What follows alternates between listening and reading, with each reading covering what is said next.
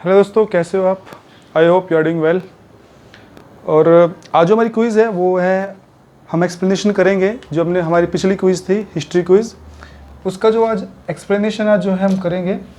और कोशिश करेंगे जितने भी ऑप्शंस हैं उन सभी ऑप्शंस को हम एक्सप्लेन करें, उनसे रिलेटेड जितने भी प्रश्न बन सकते हैं उनको एक्सप्लेन करने की कोशिश करेंगे। तो जिसने भी क्विज़ की थी पिछले वाली, तो उन सबको आज का एक्सप्लेनेशन देखना चाहिए। और जितने भी अधिकतम प्रश्न बन सकते हैं आज हम उस पर चर्चा करेंगे, क्योंकि प्रश्न कहीं से भी बन सकते हैं। तो वैसे तो जो एक प्रश्न देने का जो पहला प्रश्न था, उस प्रश्न का देने का मकसद यही था कि 1857 रिवोल्ट का से संबंधित जितने प्रश्न हैं वो आप कर सको।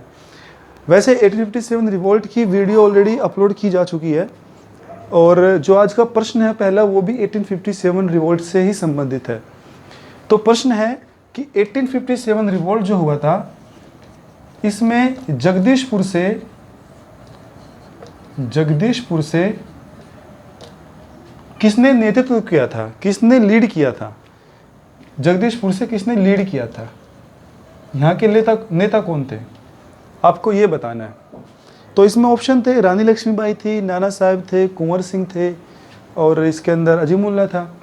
तो इसमें से आपको सही आंसर बताना है। तो मैं सबसे पहले आपको आंसर बताता हूँ। इसका आंसर है कुंवर सिंह।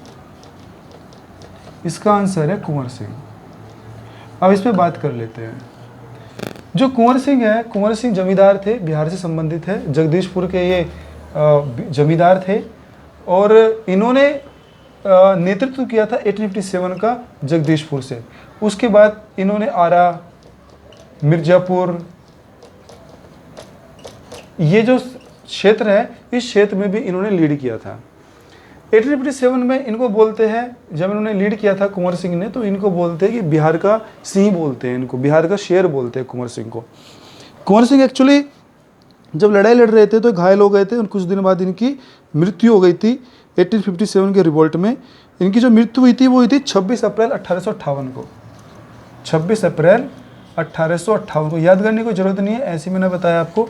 26 अप्रैल 1858 को क्यों इनकी डेथ हो गई थी। और ये जो थे जमींदार थे, जगदीशपुर जो जगह है ये है बिहार में, जगदीशपुर है बिहार में। तो इस क्षेत्र से इन्होंने लीड किया था। जो अगले ऑप्शंस थे हमारे, अलग ऑप्शन जो थे अलग, जैसे रानी लक्ष्मीबाई थी, तो रानी लक्ष्मीबाई का आपको पता ही है कहाँ से हुआ था। रानी लक्ष्मीबाई थी झांसी से, झांसी से इन्होंने लीड किया था। इसके अलावा अगर हम नाना साहब की बात करें, नाना साहब, तो नाना साहब ने किया था कानपुर से, नाना साहब ने किया था कानपुर से। और रानी लक्ष्मीबाई के साथ ही जब उन्होंने ग्वालियर झांसी जो क्षेत्र था, इसमें तात्या टोपे भी जुड़ गए थे।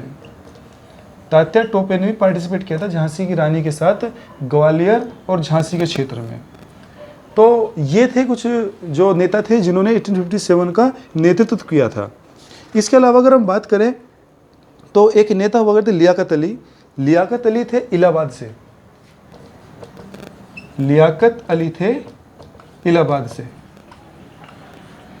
इलाहाबाद से नेतृत्व किया था लियाकत अली ने। इसके अलावा जो ये थे, इनका नाम था खान बहादुर। खान बहादुर थे बरेली से।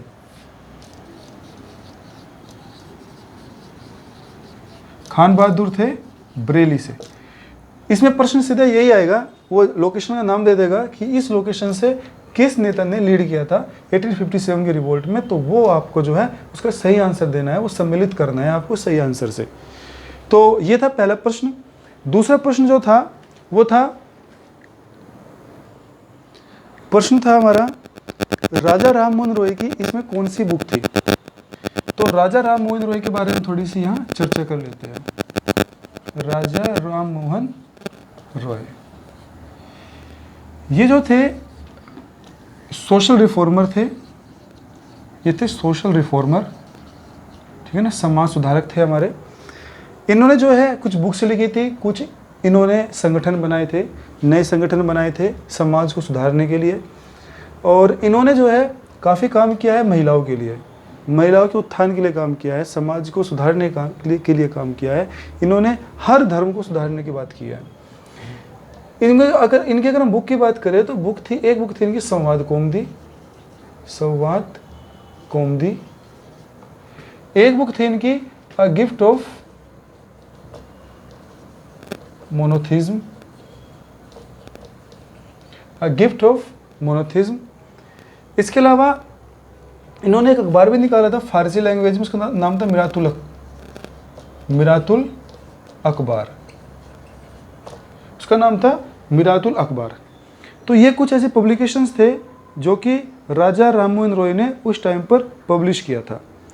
ये जो है गिफ्ट ऑफ मोनोथिज्म, इसको बोलते हैं एकेश्वरवाद का उपहार, एकेश्वरवाद का उपहार। संवाद कौमुदी की जो इन्होंने पब्लिश किया था ये वाली मैगजीन, ये की थी 1921 में। और इसके अलावा गिफ्ट ऑफ मोनोथिज्म की बात करें यानी कि एकेश्वरवाद का उपहार, तो ये था 1909 में जो इन्होंने रिलीज किया था। अगर हम इनके संगठन की बात करें जो इन्होंने संगठन बनाए, तो 1817 में इन्होंने बनाया था आत्मीय सभा, आत्मीय सभा। और 1828 में बनाया था इन्होंने, उसका नाम था ब्रह्म समाज, ब्रह्म समाज। इसके अलावा 1833 में इनकी हो गई थी डेथ, 1833 में हो गई थी इनकी डेथ। इन्होंने जो काम किया महिलाओं के लिए मैं बता रहा हूँ, जो एक सती था, सती के लिए काम किया इन्होंने। एक्चुअली क्या था, इनकी भाभी थी, उसकी भाभी जो थी वो विडो हो गई थी, विधवा हो गई थी। उस वजह से क्या हुआ कि उन्हीं भाभी को उसने अपने आंखों से देखा था कि उसको सती किया गया था। वो विरोध भी किया लेकिन वो उसको बचा नहीं पाया था। इस वजह से इन्होंने जो है ये इनका लक्ष्य था कि मुझे सती प्रथा को ख़त्म करना है, तो उन्होंने इसके लिए काम किया। और 1829 में क्या हुआ, इन्होंने कानून बनवाया, अंग्रेज़ों को कन्वेंस किया, उनको परसुएड किया। उनको परसुएड करने के बाद इन्होंने जो है कानून बनवाया सती एक्ट। सती एक्ट क्या हुआ, उसमें एबोलिश कर दिया गया, मतलब सती एक्ट जो सती के ऊपर इन्होंने कानून बनवाया कि सती प्रथा को ख़त्म कराने के लिए। और इसको ख़त्म कराने के लिए कि जो गवर्नर जनरल थे उनका नाम था ये विलियम बेंटिक, विलियम बेंटिक थे गवर्नर जनरल इसके कंपनी के, ब्रिटिश इंडिया कंपनी के जो गवर्नर जनरल थे वो थे विलियम बेंटिक, ठीक है ना, गवर्नर जनरल ऑफ इंडिया। उन्होंने 1828 में 29 में सती एक्ट बनवाया, और किसकी हेल्प से, राजा राममोहन रॉय की जो है हेल्प से। इसके अलावा वेदांता स्कूल की स्थापना करी 1821 में। इसके अलावा जो है पब्लिकेशन मैंने बताई दिया आपको, ठीक है ना। समाज सुधारक जो संगठन थे वो मैंने आपको बताई दिया, ठीक है ना, आत्मीय समाज और ब्रह्म समाज। एक प्रश्न और आता है राजा राममोहन रॉय से संबंधित प्रश्न है कि राजा राममोहन रॉय को राजा की उपाधि किसने दी थी? ये दी थी अकबर II ने। अकबर II ये मुगल शासक थे उस टाइम पर, ठीक है ना। इस टाइम पीरियड में क्या थे, ये राजा थे, तो इन्होंने राजा की उपाधि देकर, अकबर II ने राजा की उपाधि देकर राजा राममोहन रॉय को ब्रिटेन ने भेजा था। और ब्रिटेन ने भेजकर ताकि उनकी पेंशन को स्टार्ट कर सके, अंग्रेजों ने अकबर II की पेंशन को बंद कर दिया था। तो इनको जो है राजा राममोहन रॉय को राजा के टाइटल दिया और बोला तुम मेरा प्रतिनिधित्व करो और जाओ अंग्रेज ब्रिटेन में गए, वहाँ पर उनको जो है उनको कन्वेंस किया कि अकबर II की पेंशन को रिस्टार्ट किया जा सके। पर उनकी वहीं पर डेथ हो गई थी। तो डेथ जो उनकी समाधि है वो यूके में ब्रिस्टल में इनकी समाधि है। ये कुछ फैक्ट्स थे, तथ्य थे राजा राममोहन रॉय से संबंधित, तो ये आपको याद रखने हैं। हो सकता है कोई भी प्रश्न इसमें से बन सकता है। इसके अलावा जो अलग ऑप्शन, जो और ऑप्शंस थे, उन ऑप्शंस की हम बात कर लेते हैं। एक ऑप्शन था न्यू व्हील किसकी बुक थी? तो ये थी एनी बेसेंट की। एनी बेसेंट की बुक थी न्यू व्हील। थोड़ी सी बात हम एनी बेसेंट के बारे में कर लेते हैं। वैसे हम एनी बेसेंट के बारे में पढ़ चुके हैं, लेकिन हम बात कर लेते हैं। जो एनी बेसेंट है, एनी बेसेंट मैंने बताया था कि इंडिया में आई थी 1893 में, और ये किससे जुड़ी हुई थी? थियोसॉफिकल सोसाइटी से। दूसरा, इनकी डेथ हुई थी 1933 में, और 1917 में ये पहली महिला थी जो कि किसकी अध्यक्ष बनी? INC की अध्यक्षा इन्होंने की, एनी बेसेंट ने। एक तथ्य है। दूसरा, इन्होंने जो है 1916 में होम रूल मूवमेंट को स्टार्ट किया था एनी बेसेंट ने। एक तथ्य ये हुआ। तीसरा, जो एनी बेसेंट थी, एनी बेसेंट ने मैंने बता दिया थियोसॉफिकल सोसाइटी से जुड़ी हुई थी, और थियोसॉफिकल सोसाइटी का जो काम था, जो इसकी स्थापना थी, वो ही थी 1878 में। इसके लिए एक रशियन थी, एक यूएस के, 2 मेंबर थे, रशियन और अमेरिकन, जो है एक बोल्तवस्की, एक कर्नल ओलकोट, ठीक है। उन दोनों ने 1878 में इसकी स्थापना की थी, और इसके बाद यहाँ पर इंडिया में स्थापना की थी 1878 में। और इंडिया में जगह है आरडीआर, आरडीआर में इसका हेडक्वार्टर था, और इसका जो काम था, उद्देश्य था थियोसॉफिकल सोसाइटी का, वो था टू एक्सप्लोर द हिंदूज़, जो हिंदू धर्म है उसको एक्सप्लोर करना, ठीक है ना, उसके अंदर जो भी चीज़ें थी, छुपी हुई चीज़ें थी, उसको एक्सप्लोर करना, ठीक। तो ये था थियोसॉफिकल सोसाइटी का काम। और एनी बेसन, इन्होंने जो बुक लिखी थी, एक लिखी थी बुक न्यू व्हील, एक बुक लिखी थी न्यू व्हील, और एक बुक लिखी थी I think common India. I have to check that about that book. Actually common wheel, एक तो न्यू व्हील थी, एक कॉमन इंडिया करके कुछ ऐसी थी, वो मैं आपको नेक्स्ट लेक्चर में बता दूंगा। तो ये था एनी बेसेंट के बारे में, जिन्होंने न्यू व्हील बुक लिखी थी। एक बुक थी young India. Young India actually Gandhi ji ने लिखी थी। यंग इंडिया जो बुक थी वो गांधी जी ने लिखी थी। यंग इंडिया लिखी थी गांधी जी ने। एक जो इसके अंदर एक ऑप्शन और था, वो था why I am an atheist. ये इंपॉर्टेंट है, why am an atheist. Atheist मतलब नास्तिक, मतलब मैं नास्तिक क्यों हूँ। ये लिखी थी क्रांतिकारी शहीद भगत सिंह ने लिखी थी। भगत सिंह ने लिखी थी ये book, why I am an atheist. ये लिखी थी भगत सिंह ने, ठीक है। जब वो जेल में थे उन्होंने लिखी थी why I am an atheist, मैं नास्तिक क्यों हूँ। जब वे जेल में थे उन्होंने तब इस बुक को लिखा था, अपने लास्ट टाइम इस बुक को लिखा था, ठीक है। तो ये था हमारा इसके बारे में, राजा राम मोहन रॉय जो प्रश्न 2 था उसके बारे में। तीसरा जो हमारा प्रश्न है वो है, कौन से कानून के तहत अंग्रेज सरकार ने पृथक निर्वाचन मंडल की स्थापना की थी, मतलब मुस्लिम्स को पृथक निर्वाचन दिया था, ठीक है ना। तो सबसे पहले जो पृथक निर्वाचन मंडल, ठीक है ना, पृथक निर्वाचन मंडल जो था, ये किसको दिया था, ये कौन से कानून के तहत दिया था, 1909 के तहत। किसको दिया था, मुस्लिम्स को दिया था। मुसलमानों को 1909 में पृथक निर्वाचन मंडल जो था ये दिया था। इसका मतलब क्या, हम थोड़ा ये समझेंगे। इसको इंग्लिश में बोलते हैं सेपरेट इलेक्टोरेट सिस्टम, या पृथक निर्वाचन प्रणाली, मंडल या प्रणाली बोल सकते हैं इसको। एक्चुअली क्या था ये, इसका मतलब ये था कि अगर जो मुसलमान किसी सीट से उठता है, वहाँ पर हिंदू हो या मुस्लिम्स हो, मुस्लिम कैंडिडेट अगर उठता है उसको सिर्फ मुस्लिम्स ही वोट देंगे। आज क्या होता है कि किसी भी सीट पर हिंदू उठो, मुस्लिम उठो, कोई भी उठो, उसको हर कोई वोट देता है, ठीक है। लेकिन जो ब्रिटिश गवर्नमेंट थी, वो एक कानून लेकर आए कि अगर हिंदू उठता है, अगर मुस्लिम उठता है तो मुस्लिम को सिर्फ मुस्लिम वोट देगा। उससे फ़ायदा क्या होगा, उससे फ़ायदा ये होगा कि जो मुस्लिम्स की वोट है वो हिंदू में तो जाएगी नहीं, वो क्रिश्चियंस में जाएगी नहीं, वो सिखों में तो जाएगी नहीं, वो किसको जाएगी, सारी मुस्लिम को जाएगी। तो इनकी जीतने की संभावना ज़्यादा हो जाएगी। तो मतलब जो मुस्लिम्स जो कम्युनिटी थी उसको रिझाने के लिए, उसको खुश करने के लिए जो प्रणाली लाई गई थी, पृथक निर्वाचन प्रणाली, वो अंग्रेज लेकर आए थे। दूसरा कारण क्या था, एक तो ये था उनको खुश किया, उनको प्लीज़ किया, किसको, मुस्लिम्स को। दूसरा इससे क्या होगा, डिफरेंसेस क्रिएट हो गए, किसके बीच में, हिंदू और मुस्लिम्स के बीच में अंतर पैदा होगा कि जो है मुस्लिम्स तो अलग ही हो गए। फिर जो वोटिंग सिस्टम था, वोटिंग सिस्टम में जो अभी तक ये हुआ करता था कि सब एक कैंडिडेट है उसको सभी धर्म वोट देगा, लेकिन अगर मुस्लिम्स को अपना अलग कर दिया और मुस्लिम को मुस्लिम वोट देगा, तो मुस्लिम्स जो है वो हिंदू के बारे में क्यों सोचेगा, मुस्लिम जो है हिंदू के बारे में क्यों सोचेगा, और हिंदू मुस्लिम के बारे में क्यों सोचेगा, क्योंकि जो है हिंदू को तो मुस्लिम की वोट चाहिए ही नहीं, और मुस्लिम को जो है हिंदू की वोट नहीं चाहिए। हिंदू को मुस्लिम की वोट मतलब चाहिए, लेकिन मुस्लिम दे नहीं सकता हिंदू को वोट।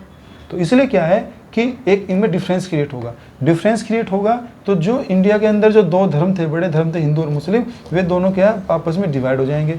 और डिवाइड होने से क्या होगा कि जो एक ब्रिटिश गवर्नमेंट है वो आराम से यहाँ पर रूल कर सकती है। ये तो डिवाइड एंड रूल वाली पॉलिसी थी इनकी, डिवाइड एंड रूल। वो बात अलग है, 1905 में बंगाल को डिवाइड करके इन्होंने उसको इम्प्लीमेंट किया था। लेकिन कहते हैं कि जो कानून 1909 जो कानून लेकर आए थे, 1909 कानून के अंदर जो ये प्रणाली लेकर आए थे अंग्रेज, इससे ये जो थी कहते हैं नींव थी पाकिस्तान की। जब पाकिस्तान की नींव थी ना, वो इसलिए रखी थी क्योंकि हिंदू और मुस्लिम में इससे पहले भाईचारा ही था, इससे पहले भाईचारा ही था। लेकिन जब से 1906 में मुस्लिम लीग स्थापित हुई और उसके बाद जो है 1905 में तो बंगाल डिवाइड हो गया था हिंदू और मुस्लिम के आधार पर। 1906 में मुस्लिम्स के संगठन जो है स्थापित हो चुका था, 1906 में मुस्लिम लीग, और उसके बाद में रही सही कसर 1909 में पूरी कर दी, जिसने मुस्लिम्स को अलग ही कर दिया। ठीक है ना, ये फॉर्मली जो है मुस्लिम्स को अलग ही कर दिया कि मुस्लिम्स को मुस्लिम वोट देंगे, और पृथक निर्वाचन मंडल जो प्रणाली है वो लेकर आ गए थे अंग्रेज, ताकि मुस्लिम्स और हिंदू के बीच में अंतर पैदा हो। तो ये था 1909 का कानून। एक चीज़ और है, जो 1909 का कानून है इसको बोलते हैं मोर्ले मिंटो रिफॉर्म। इसको बोलते हैं मोर्ले मिंटो रिफॉर्म। इसका मतलब क्या है? मोर्ले जो थे सचिव थे भारत के, ये भारत के सचिव थे। मिंटो जो थे हमारे वाइसरॉय थे, और रिफॉर्म मतलब सुधार कानून बोल सकते हो आप। तो ये था 1909 का, तो इसका नाम है मोर्ले मिंटो रिफॉर्म 1909। तो ये कुछ बात थी जो 1909 की हमें याद रखना है। मेन यही है कि पृथक निर्वाचन मंडल क्या है या पृथक निर्वाचन प्रणाली क्या है। तो इसमें क्या हुआ था, सेपरेट इलेक्टोरेट जो होता है 1909 के कानून में आया था, जिसमें मुसलमानों को और हिंदू के बीच में अंतर क्रिएट करने के लिए मुस्लिम्स जो ब्रिटिश गवर्नमेंट थी वो इस कानून को लेकर आई थी। इसके अलावा जो नेक्स्ट जो हमारा अगला सवाल था वो ये था कि प्रश्न था कि कौन से सत्र में कांग्रेस ने पूर्ण जो है फुल इंडिपेंडेंस, पूर्ण स्वतंत्रता की मांग की थी, यानी कंप्लीट इंडिपेंडेंस। कंप्लीट इंडिपेंडेंस या पूर्ण स्वतंत्रता की मांग कांग्रेस ने सबसे पहले कब की थी? देखिए इसका आंसर अगर देखिए तो आंसर है इसका 1929 लाहौर सेशन, और उसके अध्यक्ष थे जवाहरलाल नेहरू। ये तो है इसका आंसर। अब ये था क्या, उसके बारे में बात करते हैं।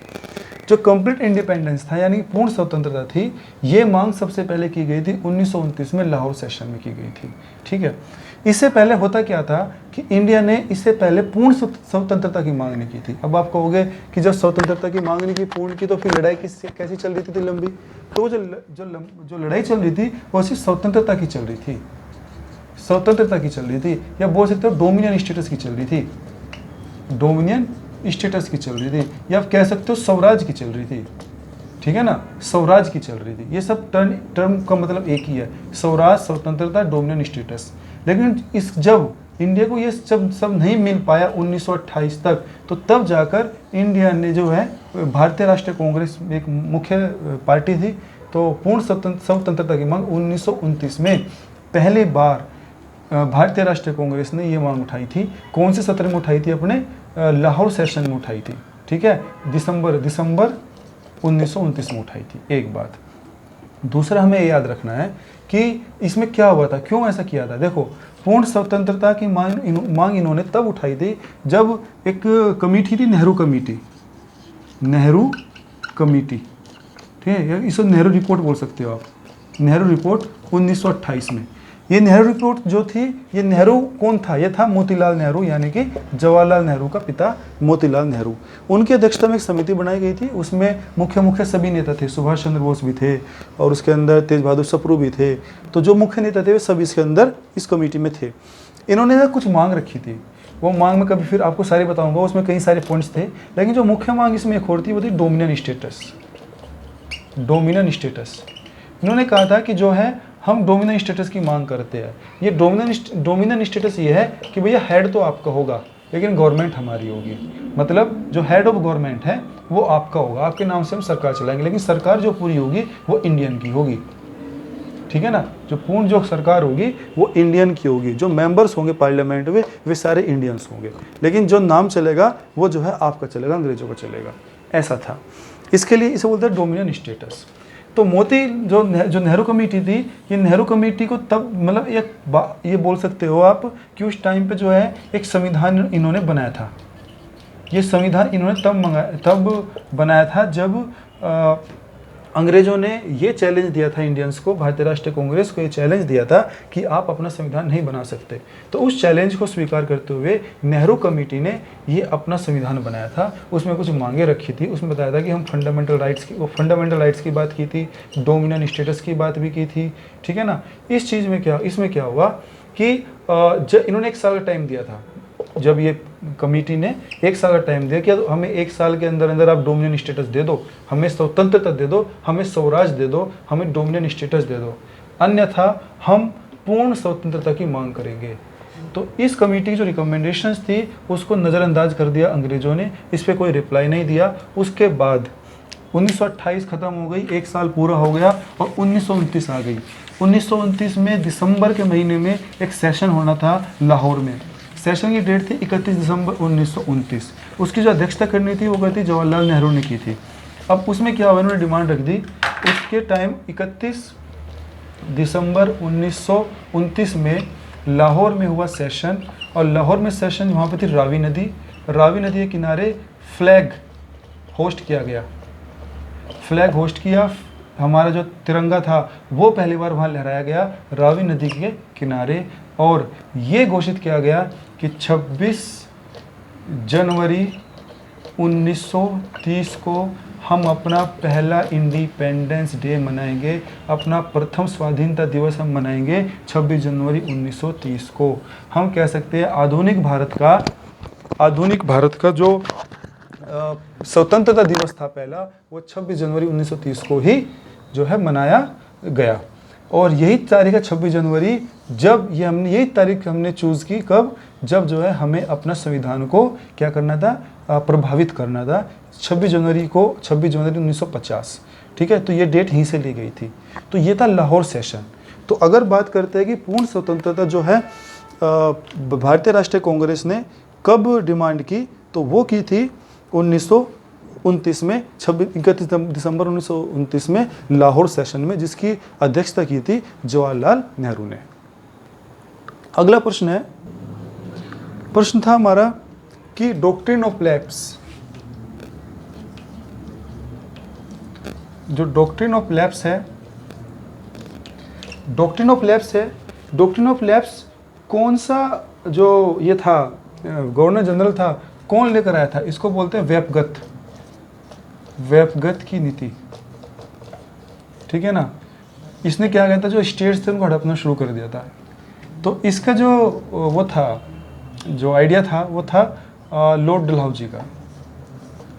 लॉर्ड डलहौजी 1855-56 के हम आसपास की बात है, जब डॉक्ट्रिन ऑफ लैप्स को लाया गया। एक डॉक्ट्रिन ऑफ लैप्स था क्या, ये व्यापगत की नीति थी क्या? इस व्यापगत नीति को समझने के लिए हमें समझना होगा कि जो उस वक्त प्रिंसली स्टेट्स थे, जो रियासतें थी, जो उस टाइम पर हमारे जो छोटी छोटी रियासतें बनी हुई थी, जैसे कि अवध थी, झांसी थी, सतारा थी, इसके अलावा संबलपुर थी,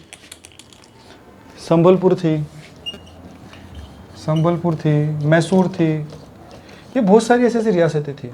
अब हुआ क्या कि इन सब पे डायरेक्ट कंट्रोल कैसे करे ब्रिटेन, जो ब्रिटिश कंपनी है वो किस तरीके से इन पर डायरेक्ट कंट्रोल करे। तो कुछ पे तो कंट्रोल इन्होंने कर लिया था सब्सिडरी अलायंस के तहत।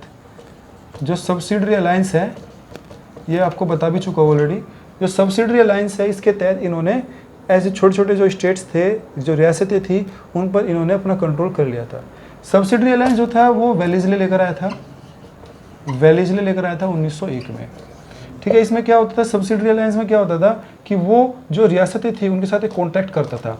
उस कॉन्ट्रैक्ट में ये कहता था कि ठीक है, आपकी जो सुरक्षा है वो उसकी हमारी सेना करेगी, ठीक है। आपके जो आंतरिक जो आपका मामले हैं उसमें हस्तक्षेप हम नहीं करेंगे, लेकिन आपकी जो सुरक्षा है, आपकी सिक्योरिटी हमारी फोर्स करेगी। दूसरा, आप किसी और के साथ जो है कॉन्ट्रैक्ट नहीं करोगे। अगर हमारी लड़ाई किसी और देश के साथ होती है, किसी रियासत के साथ होती है, तो आप हमारा साथ दोगे, ठीक है, लेकिन हम बाकी चीज़ों में हस्तक्षेप नहीं करेंगे।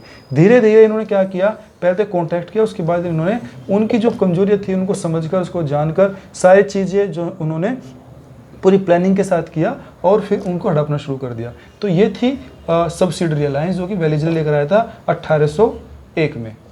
इसी के बाद जो है 1855 में और 56 में लॉर्ड डलहौजी नीति लेकर आए, व्यपगत की नीति, डॉक्ट्रिन ऑफ लैप्स। इसका मतलब ये था, इन्होंने कहा कि देखो अगर किसी भी राजा के पास अपना उत्तराधिकारी नहीं होगा तो वो जो है स्टेट, ब्रिटिश कंपनी उसको कैप्चर कर लेगी, ब्रिटिश कॉलोनी उसको या कंपनी जो है उसको कंट्रोल कर लेगी, अपने नियंत्रण में कर लेगी, ये था।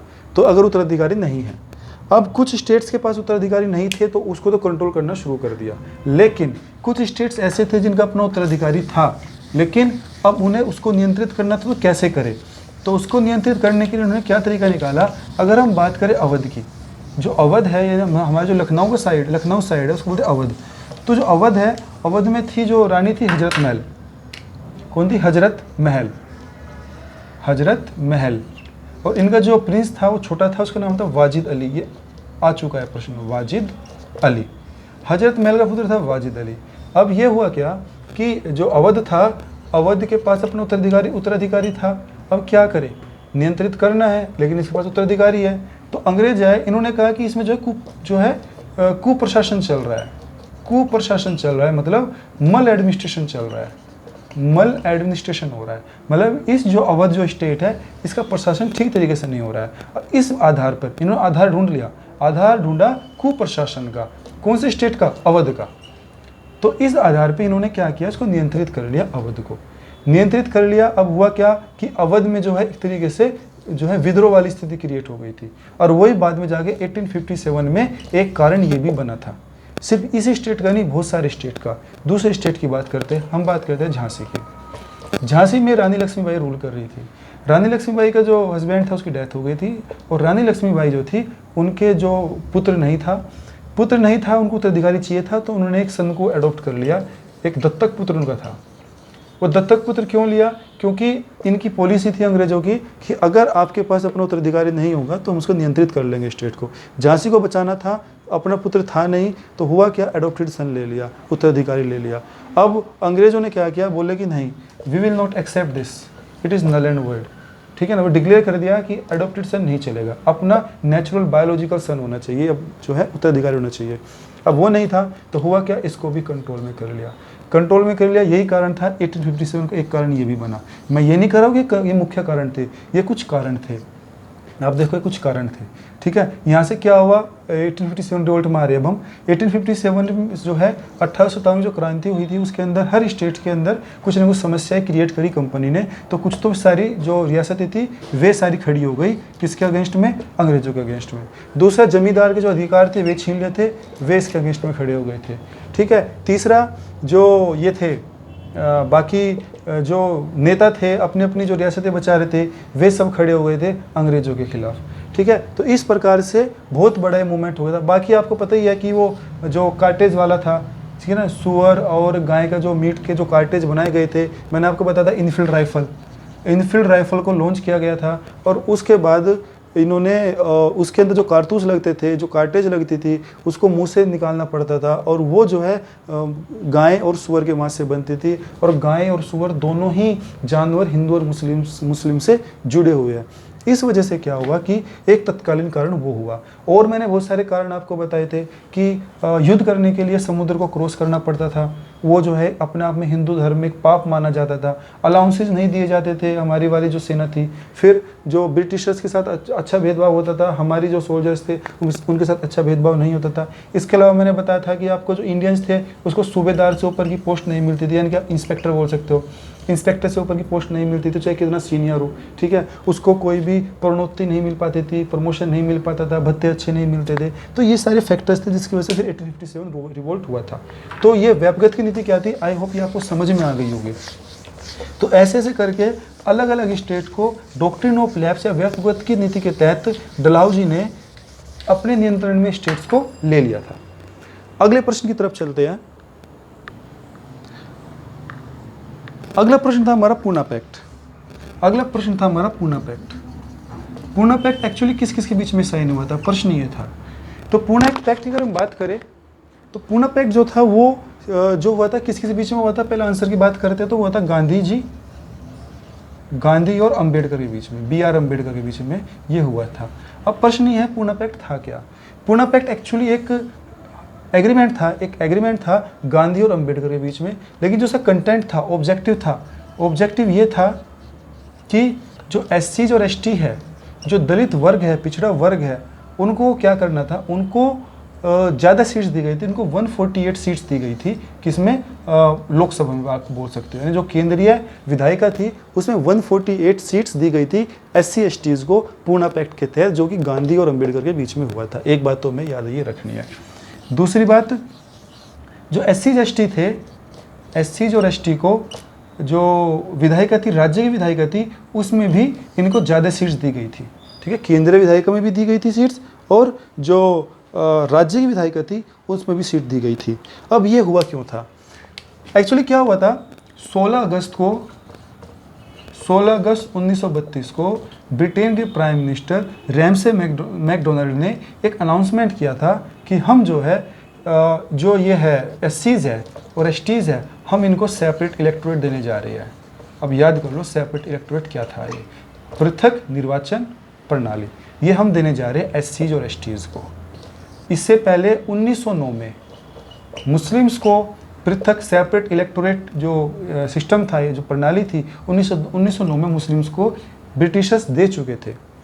बट अब इन्होंने क्या किया, इसको बढ़ाते हुए एससीज और एसटी को भी देना शुरू कर दिया, ये अनाउंस किया था। इसके बाद इसी के साथ ही जो सिख, एंग्लो इंडियंस, क्रिश्चियंस, इन सब को भी बोले कि हम सेपरेट इलेक्टोरेट देंगे, यानी कि पृथक निर्वाचन देंगे। मतलब क्या था, मैं समझा चुका हूँ कि अगर एससी किसी सीट से उठता है तो उसको एससी ही वोट देगा, और मुस्लिम्स के टाइम में क्या था, अगर मुस्लिम उठता है तो मुस्लिम ही उसको वोट देगा। अब हुआ क्या, इससे गांधी जी नाराज़ हो गए। तो गांधी जी चले गए फास्ट अनटू डेथ, मतलब आमरण अनशन पर वो चले गए।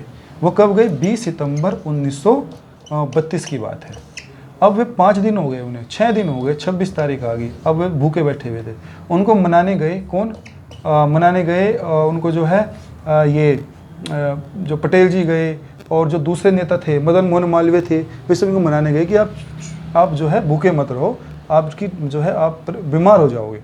अब हुआ क्या था, इस वजह से क्या हुआ था, B.R. अम्बेडकर के ऊपर भी दबाव आ गया था, क्योंकि B.R. अम्बेडकर इस प्रणाली को जो है वो एक्सेप्ट कर रहा था। B.R. अम्बेडकर ने इसको एक्सेप्ट क्यों किया, क्योंकि वो चाहता था इससे क्या होगा कि जो एससी एसटीज है उनका जो शोषण हो रहा है वो कम हो जाएगा। ये अम्बेडकर की सोच थी। लेकिन जब गांधी जी ने इसका विरोध किया तो अम्बेडकर को जो है झुकना पड़ा और ये पूर्णा पैक्ट जो है उसे करना पड़ा। अब बात यह है गांधी जी ने विरोध क्यों किया। गांधी जी ने विरोध इसलिए किया, गांधी जी कहते हैं देखो भाई, मुस्लिम्स को तो आपने हमसे अलग कर ही दिया, आपने पृथक निर्वाचन प्रणाली के तहत। अब जो एससी एसटीज है, जो हिंदू धर्म का हिस्सा है, आप हिंदू धर्म को तोड़ रहे हो। अब हिंदू धर्म को तोड़ोगे तो उससे क्या होगा, हिंदू धर्म कमजोर हो जाएगा। एससी एसटी जो है अपने आप में जो है उनका शोषण हो रहा है, तो ये जो है अपने आप को जो है हिंदू धर्म से अलग कर लेंगे, हिंदू धर्म कमजोर हो जाएगा, तो उससे अल्टीमेटली नुकसान किसको होगा, हमारे जो स्वतंत्रता संग्राम है उसको ही नुकसान होगा। ठीक है, क्योंकि जब हमारा समाज ही टूटता चले जाएगा तो फिर राष्ट्रीय आंदोलन लड़ेगा कौन। इस वजह से गांधी जी ने उसका विरोध किया। ठीक है, अंबेडकर ने विरोध क्यों किया, मैंने बता दिया ताकि शोषण ना हो। और ये हुआ था 1932 में हुआ था। इसके अलावा 26 सितंबर 1932 को ये एग्रीमेंट हो गया था, और 20 सितंबर 1920 को गांधी जेल में थे उस टाइम पे। उन्होंने जब पता चला उन्हें कि भाई ये अंबेडकर उसको सपोर्ट कर रहा है और रैमसे मैकडोनाल्ड ने जो है ऐसी पॉलिसी लाने वाला है कि भाई जो पृथक निर्वाचन प्रणाली, तो उस वजह से इनको धक्का लगा। इन्होंने 6 दिन तक फास्ट रखा, 6ठे दिन उनको मनाने गए और ये एग्रीमेंट हुआ दोनों के बीच में। और एक जो प्रश्न आता है वही आता है कि एग्रीमेंट तो गांधी और अम्बेडकर के बीच में हुआ, लेकिन जो गांधी की तरफ से साइन किया एग्रीमेंट, वो किसने किया, तो वो था मदन मोहन मालवीय। ये फैक्ट आपको याद रखना है, ठीक है ना। और इस एक्ट के तहत क्या हुआ कि जहां पर इनको सेपरेट इलेक्टोरेट दिया जा रहा था, पृथक निर्वाचन दिया जा रहा था एससी एसटी को, इसके अलावा मतलब ये ना देने के बजाय इन्होंने जो है 148 सीट्स एससी एसटी की फिक्स कर दी कि हम 148 सीट जो है एससी एसटी के लिए फिक्स करते हैं,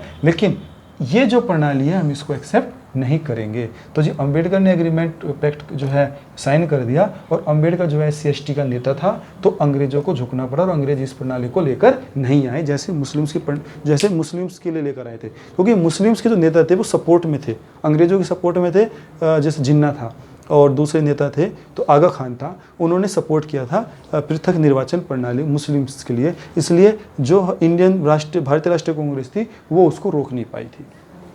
तो ये था हमारा पूना पैक्ट। अगला प्रश्न है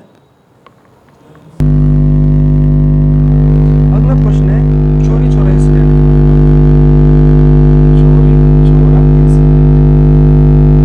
चोरी चोरा इंसिडेंट क्या हुआ था? चोरी चोरा इंसिडेंट में जब नॉन कोऑपरेशन मूवमेंट चल रहा था, तो नॉन कोऑपरेशन मूवमेंट जब चल रहा था उस वक्त इन्होंने जो गांधी जी ने चलाया था नॉन कोऑपरेशन मूवमेंट। इसका नाम जो है असहयोग आंदोलन। इसमें क्या हुआ था? हर किसी ने इसमें पार्टिसिपेट किया था, हर किसी ने पार्टिसिपेट किया था। हिंदू ने भी किया था, मुस्लिम्स ने भी किया था, फार्मर्स ने भी किया था, यूथ जो थे उन्होंने किया था, महिलाओं ने भी इसमें सपोर्ट किया था, सबने सपोर्ट किया था। ये बहुत एक मास मूवमेंट चल रहा था। भगत सिंह, चंद्रशेखर सब इसी के अंदर छोटे छोटे थे, लेकिन इन्होंने सबने सपोर्ट किया था इसको, और हर किसी ने खूब इसमें बढ़ चढ़ के इसमें हिस्सा लिया था। नॉन कोऑपरेशन मूवमेंट यानी कि असहयोग आंदोलन। हुआ क्या? तब ये घटना होती है 5 फरवरी 1922। इस वक्त क्या होता है कि एक जगह है जिसका नाम है चोरी चोरा। ये है गोरखपुर में जगह है। 5 फरवरी 1922 को ये घटना होती है। जब ये घटना होती है तो इससे क्या होता है, उसके बाद 12 फरवरी 1922 को गांधी जी, ये जो आंदोलन इतनी ऊंचाई पे चल रहा था, इतने मास मूवमेंट ये चल रहा था, तो इस वजह से क्या हुआ कि 1922 में इसको जो है विड्रॉ कर लिया, इसको रिवोक कर लिया, वापस ले लिया। अब बात यह है कि गांधी जी ने इस जो मूवमेंट को जितना बढ़ चढ़ के जो सब इसमें हिस्सा ले रहे थे, और समाज का हर हिस्सा, हर वर्ग इसमें हिस्सा ले रहा था, पार्टिसिपेट कर रहा था, तो एकदम से गांधी जी ने इसको जो है वापस क्यों ले लिया, समझने वाली बात है। तो चोरी चोरा इंसिडेंट जो था उसको जो पहली बात, गांधी जी के जितने भी आंदोलन रहे हैं वो सारे अहिंसावादी रहे हैं, सारे हर किसी में अहिंसा ही उनका लक्ष्य रहा है गांधी जी का, ठीक है। हिंसा की बात उन्होंने कभी नहीं की। लेकिन जब 5 फरवरी 1922 को ऐसी हिंसा होती है, और उस हिंसा में क्या होता है, चोरी चोरा में एक थाना है, थाने के अंदर 22 पुलिस वालों को बंद करके चलाया जाता है। तो गांधी जी की नज़रों में तो हिंसा पाप था, तो उन्होंने क्या क्या कहा कि देखो भाई, आप लोग जो है जोश में मान लो या राष्ट्रभक्ति में मान लो, कैसे ही मान लो, राष्ट्रवाद की आप उसको बोल सकते हो, लेकिन मेरी नज़रों में हिंसा है और मैं इसको सपोर्ट नहीं करूँगा। इसलिए उन्होंने 12 फरवरी 1922 को इतना बड़ा आंदोलन वापस ले लिया। गांधी जी के विरोध में बहुत लोग बोले, सुभाष चंद्र बोस ने आलोचना करी, बोले गांधी जी जो है फेल नेता है, उन्होंने जो है ये इतना बड़ा जो था आंदोलन था, हमें आज़ादी यहाँ मिल सकती थी, आपने जो बीच में वापस ले लिया। तो कुछ बोलते गांधी जी तो एजेंट है ब्रिटिशर्स के, बहुत सारे आरोप लगे। लेकिन कारण था कि गांधी जी ने हिंसा पसंद नहीं की। दूसरा कारण ये है कि ये आंदोलन बहुत लंबे समय से चल रहा था, नॉन कोऑपरेशन मूवमेंट, लेकिन रिजल्ट कुछ नहीं आ रहा था। लोगों ने अपनी नौकरी छोड़ दी थी, अपने स्कूल छोड़ दिया था, अपने कॉलेज छोड़ दिए थे, टीचर्स थे उन्होंने पढ़ाना छोड़ दिया था, वकील जो थे उन्होंने वकालत छोड़ दी थी। तो उससे क्या हुआ कि इतना बड़ा जो कारण था, उससे 2 साल होने वाली थी, लेकिन रिजल्ट कुछ नहीं आया था। हुआ क्या कि गांधी जी को एक कारण चाहिए था, गांधी जी को एक ऐसा उनको बहाना चाहिए था कि वो किस प्रकार से जो इतना बड़ा मूवमेंट है जिसमें कोई रिजल्ट नहीं आ रहा है, लोग बेरोजगार हो रहे हैं, भूखे जो है अब इस मूवमेंट को लड़ रहे हैं, तो कब तक लड़ेंगे? एक भूखा आदमी कब तक लड़ाई लड़ेगा? एक बेरोजगार आदमी कब तक लड़ाई लड़ेगा? तो इस वजह से गांधी जी को एक मौका चाहिए था, तो उन्होंने इस मौके को जो इनकैश कर लिया और ये बोल दिया, इससे मैसेज दे दिया अंग्रेजों को कि देखो हम जो है, आप हम पर इतना अत्याचार कर रहे हो, आपने जलियांवाला बाग में जो है हजारों लोग मार दिए, लेकिन हम जो है 22 पुलिसमैन के मरने के बाद जो है हमने अपनी जो नैतिकता है वो दिखाई, और इस जो इतना बड़ा मूवमेंट है इसको वापस ले लिया। तो अंग्रेजों की नज़र में जो अच्छे होंगे इंडियंस, ठीक है। दूसरी बात, गांधी जी ने इतना बड़ा आंदोलन इसका रिजल्ट नहीं आ रहा, उसको जो है बीच में रोक दिया। ये कारण था कि चोरी चोरा इंसिडेंट के बाद 12 फरवरी 1922 को गांधी जी को जो है ये नॉन कोऑपरेशन मूवमेंट लिया। और इसका कारण ये जो है सही भी रहा, क्योंकि इसका कोई रिजल्ट भी नहीं आने वाला था। और कुछ दिनों बाद क्या होता कि जब लोग परेशान हो जाते हैं तो वे एक्सट्रीम लेवल पे पहुंचते हैं, फिर वे क्या करते हैं, वायलेंस करना शुरू करते हैं। और ये वही टाइम था जब पुलिसमैन को मारा, तो ये वायलेंस वाला टाइम था, और लोग जो है अपना सब्र खोते जा रहे थे, अपना पेशेंस खोते जा रहे थे। उस वजह से इन्होंने जो है ऐसी घटना को अंजाम दिया। और इस वजह से क्या हुआ, जब ऐसी घटना 2-4 और हो जाती तो हमसे ताकतवर तो अंग्रेज थे, तो अंग्रेज कर करते इन लोगों को मारना शुरू कर देते। एक जलियांवाला जो कारण था कि चोरी चोरा इंसिडेंट के बाद गांधी जी ने इस बड़े आंदोलन को वापस ले लिया। अगला और लास्ट प्रश्न जो हमारा है वो है कि गांधी जी ने कौन से सत्र में जो है राष्ट्रपति जो है इंडियन नेशनल कांग्रेस के अध्यक्ष president of INC, Gandhi ji जो है कौन से आईएनसी के जो प्रेसिडेंट रहे वो कौन से सेशन में रहे? तो उसका इसका आंसर है बेलगाम। ये कहाँ पर है? कर्नाटक में, बेलगाम कर्नाटक में। अब याद रखने वाली बात क्या है, गांधी जी इतने बड़े नेता थे, कांग्रेस से जुड़े हुए थे, ठीक है, हर चीज में जो है ये लीड करते थे, बड़े बड़े आंदोलन जो इन्होंने लड़े, बड़ी बड़ी लड़ाई की इन्होंने, ठीक है, इन्होंने समाज के लिए काम किया, एससी एसटी के लिए काम किया, इन्होंने जो है हमारे जो सामाजिक संरचना है, पूरी सामाजिक जो परिवर्तन है, पूरा परिवर्तन किया और समाज में सुधार भी किया, राष्ट्रीय आंदोलन भी लड़े, सारे काम किए और जो है कांग्रेस में इनकी जो है अच्छी खासा महत्व भी था। लेकिन ये जो अध्यक्ष रहे ये सिर्फ एक बार थे, वो है बेलगाम तारीख है, डेट है 1924। 1924 में बेलगाम में गांधी जी अध्यक्ष थे और एकमात्र ये सेशन है, सत्र है कांग्रेस का जिसमें गांधी जी ने अध्यक्षता की, ये बात है। दूसरा, इसके बाद गांधी जी ने क्या किया? कोई भी अध्यक्षता नहीं की और इवन 1924 के बाद तो गांधी जी ने एक तरीके से जो सक्रिय राजनीति उससे भारी हो गई थी, एक तरीके से वे समाज के लिए काम करना शुरू कर दिया था। उन्होंने समाज में जो रचनात्मक कार्य है, कंस्ट्रक्टिव वर्क फॉर सोसाइटी है, वो करना शुरू कर दिया था। चरखा जो है चरखा चलाना शुरू कर दिया, जो एससी एसटी लोग थे उनके साथ बैठकर बात करना, उनको जो है उनको उत्थान करना और लोगों को ये बताना कि देखो भाई, जब मैं एक स्वर्ण जाति का होके, बनिया जाति का, स्वर्ण जाति का होकर मैं जब इनके साथ बैठ सकता हूँ तो आप क्या समस्या है, तो एक मैसेज देना शुरू कर दिया। जब नॉन कोऑपरेशन मूवमेंट खत्म हुआ उसके बाद गांधी जी ने इस काम को, समाज को सुधारने का काम करना शुरू कर दिया और जो है और बाकी जो नेता थे वे आईएनसी जो भारतीय राष्ट्रीय कांग्रेस थी उस राजनीति को काम करना शुरू कर दिया। तो खैर ये थे हमारे कुछ प्रश्न जो हमने आज डिस्कस किए, जो हमने एक्सप्लेन कर किया, और ये पिछली क्विज थी हमारी हिस्ट्री की, और आगे जो हमारी हिस्ट्री जो आज हमारी क्विज थी वो ज्योग्राफी की थी, और उस ज्योग्राफी क्विज को हम कल तक शाम तक हम उसको अपलोड कर देंगे। तो आई होप आपको अच्छी लगी होगी, समझ में आया होगा, और अपना फीडबैक जरूर दें, अपना फीडबैक दें कि आपको कैसी लगी और इसमें आप क्या चेंजेस चाहते हो, किस प्रकार की और आप इनिशिएटिव्स जो हम ले सकते हैं अपनी तरफ से वो कौन से ले सकते हैं। और आई होप कि आप दिल्ली पुलिस के लिए जो मैंने काफ़ी चीज़ें आपको बता दी और हर डायमेंशन से मैंने आपको चीज़ें बता दी, इवन उसका जो कंसेप्ट था वो भी मैंने आपको क्लियर कर दिया। तो ये था मेरी तरफ से आज 10 प्रश्न इसके हिस्ट्री क्विज के। तो जो अगली क्विज है उसका हम जो है कल शाम तक अपलोड कर देंगे, तो तब तक हम जो है अगली वीडियो मिलते हैं। और अगर अच्छी लगी हो तो यू कैन लाइक और सब्सक्राइब, अच्छी नहीं लगी तो आप डिसलाइक भी कर सकते हो। ठीक है, फिर थैंक यू वेरी मच, मिलते हैं नेक्स्ट वीडियो में। Good night.